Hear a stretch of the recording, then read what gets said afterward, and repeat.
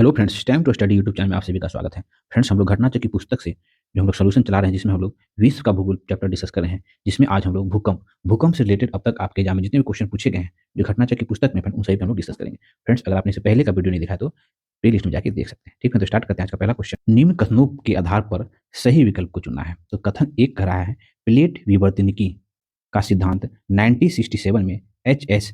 हेस ने दिया था। तो नहीं फ्रेंड, ये स्टेटमेंट गलत है। देखिए, प्लेट विवर्तनिकी की अवधारणा 1960 ईस्वी में प्रतिपादित किया गया था। इस सिद्धांत के विकास में Wilson, Morgan, Parker, Mackenzie, Harry Hayes आदि विद्वानों का योगदान था। ठीक है, तो फिर पहला स्टेटमेंट क्या हो गया? गलत हो गया। ठीक है, दूसरा कह रहा है, प्लेट विवर्तनिकी सिद्धांत समुद्र तल विस्तारण सिद्धांत पर आधारित है। तो फिर क्या ना, दूसरा कारण क्या है? सही है। कथन गलत है और कारण सही है। ठीक है, नेक्स्ट क्वेश्चन है, भूकंप के समय किस तरंगों का उद्भव उद्भव होता है? तो फिर वो पी एस और एल है ना, ये तीनों तरंगों का उद्भव होता है। देखिए, भूकंप के दौरान तीन प्रकार की भूकंपीय तरंग उत्पन्न होती हैं। एक होता है पी वेव, ठीक है, उसके बाद होता है एस वेव, ठीक है, और धरातलीय वेव जिसे एल वेव कहते हैं। ठीक है, तीसरा, ठीक है, धरातलीय तरंगों के दो रूप माने जाते हैं, एक एल तरंग एवं रेनलिंग तरंग। ठीक है, तो क्या होगा? एस पी और एल, तीन प्रकार की तरंग का उद्भव होता है भूकंप के समय। नेक्स्ट क्वेश्चन है, भूकंपीय छाया क्षेत्र से संबंधित निम्नलिखित कथनों को पढ़िए तथा सही विकल्प को चुनिए। तो कथन एक कह रहा है, एक भूकंप की छाया क्षेत्र दूसरे भूकंप की छाया क्षेत्र से जो है सर्वथा भिन्न होती है। यह स्टेटमेंट क्या है ना, बिल्कुल सही है। देखिए, सही हो गया। दूसरा कह रहा है, भूकंप अभिकेंद्र से 105 के बाहर किसी भी दूरी पर पी एवं एस दोनों तरंगे जो अभिलेखित करते हैं। नहीं, फिर ये गलत हो गया है। ठीक है, एस तरंगों का छाया क्षेत्र पी तरंगों के छाया क्षेत्र से अधिक विस्तृत है। फ्रेंड, हम लोग एक मैप देख के समझने का कोशिश करते हैं। देख फ्रेंड, ये पी तरंग का छाया क्षेत्र है, ये भूकंप का केंद्र हुआ फ्रेंड। ठीक है, जहाँ जिस धरातल पर भूकंप की अनुभूति होती है उसे केंद्र कहते हैं। तो देखिए फ्रेंड, ये जो फ्रेंड 103 से 105 डिग्री तक जो पी तरंग का छाया क्षेत्र होता है ना, ये पी तरंग यहाँ पे प्राप्त होती है और इस क्षेत्र में पी तरंग का छाया क्षेत्र है। ठीक है, देखते उसी तरह एस तरंग का छाया क्षेत्र, एस तरंग का छाया क्षेत्र जो है वो, ये पार्ट है वो एस तरंग का छाया क्षेत्र हुआ, जहाँ पे एस तरंग की कोई अनुभूति नहीं होती है। ठीक है, यही क्वेश्चन कर रहा था। नेक्स्ट क्वेश्चन है, रिंग ऑफ फायर संबंधित है। तो रिंग ऑफ फायर जो है प्रशांत महासागर क्षेत्र में भूकंप तथा ज्वालामुखी से प्राय प्रभावित परिक्षेत्र है। इस पेटी में जो संपूर्ण विश्व के लगभग 90% से अधिक भूकंप की अनुभूति होती है। इस क्षेत्र में यहाँ भूकंप के लिए 4 प्रमुख दशाएं भी सुलभ होती हैं। देखिए, तो रिंग ऑफ फायर में क्या है, वो प्रशांत महासागर का क्षेत्र है, वो भूकंप आता है, वहाँ ज्वालामुखी है, वो प्रशांत महासागर। तो ये तीनों है। तो यहाँ पे जो भूकंप आने की 4 प्रमुख दशाएं सुलभ होती है, जिस वजह से विश्व का 90% तक जो भूकंप इसी क्षेत्र में आता है। देखिए, सागर तथा स्थल भागों के मिलन बिंदु है। ठीक है, नवीन मोरदार पर्वत क्षेत्र है, जहाँ पे क्या होता है ना, पर्वत हमेशा निर्माणकारी होती रहता है ना, प्लेट टकरा के, तो उस भूकंप आते रहता है। और यहाँ ज्वालामुखी भी क्षेत्र है, ज्वालामुखी विस्फोट होता है, तो विस्फोट से भी भूकंप उत्पन्न होता है। और विनाशी प्लेट सीमाओं का अभिसरण होते रहता है, प्लेट का जो आपस में टकराते रहना, ये भी भूकंप का कारण होता है। तो इस क्षेत्र में कौन कौन देश आ जाता है? देखिए, chilli, California, Alaska, Japan, Philippines, New Zealand तथा मध्य महासागरीय भागों में भूकंप के विस्तृत क्षेत्र है, ये रिंग ऑफ फायर। ठीक है, जो कि प्रशांत महासागर के चारों ओर का पार्ट। ठीक है, नेक्स्ट इनमें से आंसर कौन जाएगा? तो भूकंपित क्षेत्र, ज्वालामुखी क्षेत्र है ना, और प्रशांत महासागर, ये जो है रिंग ऑफ फायर का संबंध है। ठीक है, ऑप्शन 1 2 3। नेक्स्ट क्वेश्चन है, निम्नलिखित कथनों पर विचार करिए। देखिए, रिएक्टर स्केल एक जो है लघु गणिकीय मतलब लॉन्गेरिथम मापक्रम है तथा इसके फलस्वरूप परिमाण मात्रक में एक की वृद्धि जो है आयाम के लिए 10 के गुणक को निरूपित करता है। फिर वो पहला स्टेटमेंट सही है। जैसे होता है ना, 4.5 तीव्रता की भूकंप आए तो ये 5 और 6 जो है वो, इसका मतलब हो जाता है कि इसे 10 गुना एक बढ़ा, तो इसका मतलब 10 गुना अधिक पावरफुल भूकंप का झटका। ठीक है, पहला सही हो गया। रिएक्टर स्केल में प्रत्येक पूर्णांक पाठक पर ऊर्जा पूर्ववर्ती पूर्णांक पाठक की जो ऊर्जा का 100 गुना अधिक होता है। फिर ये गलत है। प्रत्येक अंक जो है सिस्मोग्राफ पर 10 गुना आयाम की वृद्धि को प्रदर्शित करता है। ठीक है, जबकि प्रत्येक अंक का ऊर्जा लगभग जो है वो 32 गुना मुक्त होता है। ठीक है, ये ध्यान रखना कि 100 गुना। पहला स्टेटमेंट सही है और दूसरा गलत हो गया। नेक्स्ट क्वेश्चन है, फ्रेंड, भूकंप के बारे में निम्नलिखित कथनों पर विचार करिए। तो फ्रेंड, हम लोग एक एक करके देख लेते हैं। भूकंप की तीव्रता को मरकरी स्केल्स पर मापा जाता है। फ्रेंड, सही है। भूकंप का जो है मैग्नीट्यूड विमुक्त ऊर्जा की माप है। तो फिर दूसरा स्टेटमेंट भी सही हो गया। भूकंप में मैग्नीट्यूड भूकंपीय तरंग के आयाम के सीधे मापन पर आधारित है। बिल्कुल सही है। रिएक्टर स्केल में हर पूर्णांक विमुक्त ऊर्जा के परिमाण में 100 गुना की वृद्धि का निर्देश करता है। फिर ऊर्जा में जो है वो 32 गुना, ठीक है, और तीव्रता में जो है एक आयाम की तीव्रता में जो वो 10 गुना अधिक। ठीक है, जो कि हम लोग पीछे क्वेश्चन में देखें, 10 गुना अधिक जो है वो वृद्धि आयाम के लिए 10 गुना अधिक को निरूपित करता है, और ऊर्जा जो है वो 32 गुना निरूपित करता है। ठीक है, 31.6 होता है, लेकिन हम लोग 32 मान सकते हैं। तो ऑप्शन 1 2 3 सही है। ठीक है, नेक्स्ट क्वेश्चन है फ्रेंड्स, रिएक्टर पैमाने का उपयोग होता है मापने के लिए फिर वो भूकंप की तीव्रता। देखिए यहाँ प्रश्न के विकल्प में तीव्रता के स्थान पर जो है वो परिमाण होना चाहिए। भूकंप की तीव्रता मरकरी स्केल पर मापा जाता है, जबकि भूकंप का परिमाण जो है वो रिएक्टर स्केल पर मापा जाता है। ठीक फ्रेंड्स, ये बात आप ध्यान रख सकते हैं। नेक्स्ट क्वेश्चन है, भूकंप की तीव्रता का मापन किया जाता है तो रिएक्टर पैमाने पर। देखिए यहाँ प्रश्न में भूकंप की तीव्रता के स्थान पे परिमाण परिमाण होना चाहिए था। भूकंप की तीव्रता जो तीव्रता वो मरकरी स्केल पर मापा जाता है, जबकि भूकंप का परिमाण जो है वो रिएक्टर स्केल पर मापा जाता है। ठीक है।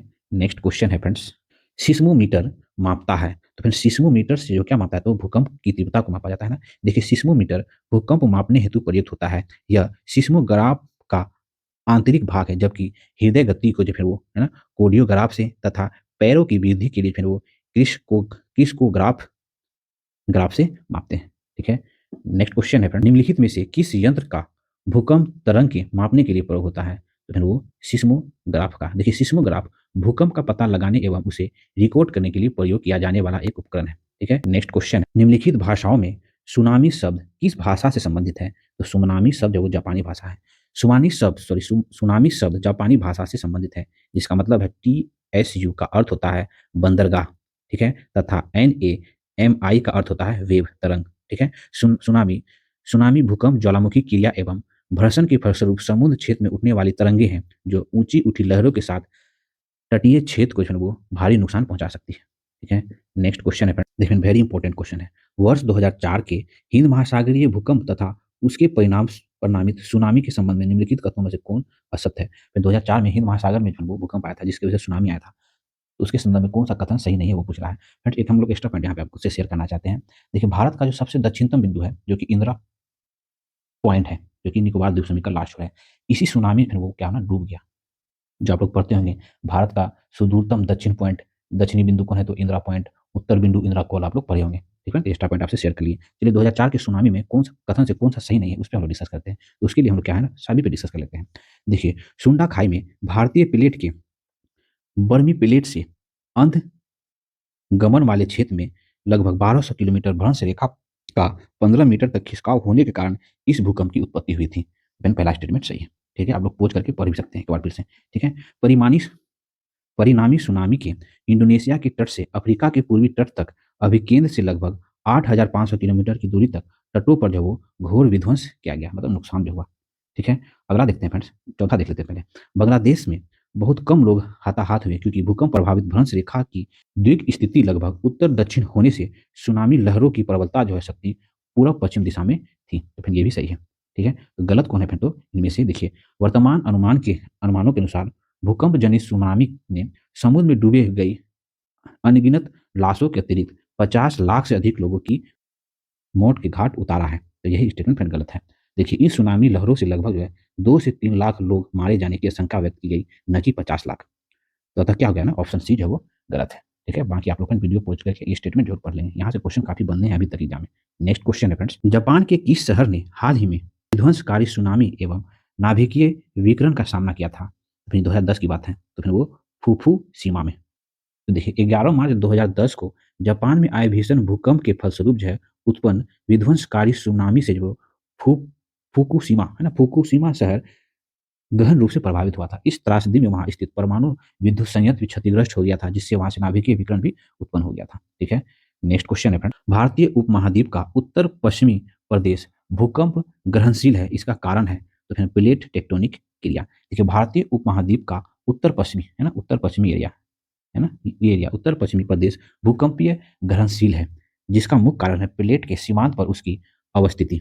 ठीक है। यह जो क्षेत्र भारतीय प्लेट एवं यूरेशियन प्लेट के अभिसरण क्षेत्र है। देखिए मैंने हम लोग पीछे से पढ़े थे ना, पेंजिया का विखंडन होकर जो किस तरह अलग अलग महाद्वीप बना, फिर वो प्रायद्वीपीय भारत हो गया, और ये लोरेशिया का है ना, कुछ एशिया का कुछ भाग जो है लोरेशिया से था।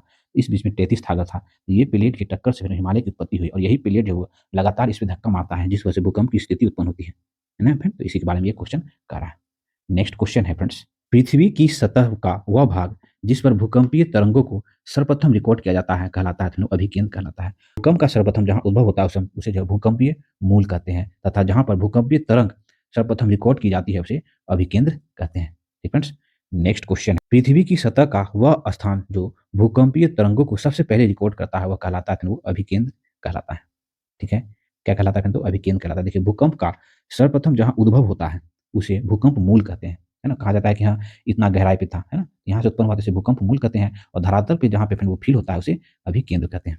ठीक है, नेक्स्ट क्वेश्चन है फ्रेंड्स, कोकस प्लेट किनके मध्य पाई जाती है? तो फिर कोकस प्लेट जो है वो मध्य अमेरिका तथा प्रशांत महासागर के मध्य पाया जाता है। कोकस प्लेट काफी बार एग्जाम में पूछा गया क्वेश्चन है, वो पिछले सेट में भी डिस्कस किए हुए थे। तो कोकस प्लेट जो है वो मध्य अमेरिका और प्रशांत महासागरीय प्लेट के बीच स्थित है। ठीक है, तो आज हम लोग, है ना, भूकंप से रिलेटेड जितने भी क्वेश्चन आपके एग्जाम में पूछे गए हैं, जो आपकी घटना चक्र की पुस्तक में, उसमें हम लोग डिस्कस करने का प्रयास किया। फ्रेंड्स, हम लोग इस चैनल पे घटना चक्र का सारा बुक कंप्लीट करा चुके हैं, जैसे साइंस, पॉलिटी, हिस्ट्री, भारत का भूगोल। अब हम लोग फ्रेंड्स विश्व का भूगोल पे डिस्कस कर रहे हैं। फ्रेंड्स, अगर आपने इसे पहले का वीडियो नहीं देखा तो प्ले लिस्ट में जाके देख सकते हैं। ठीक है, थैंक यू फॉर वॉचिंग। मिलते हैं फिर नेक्स्ट वीडियो में।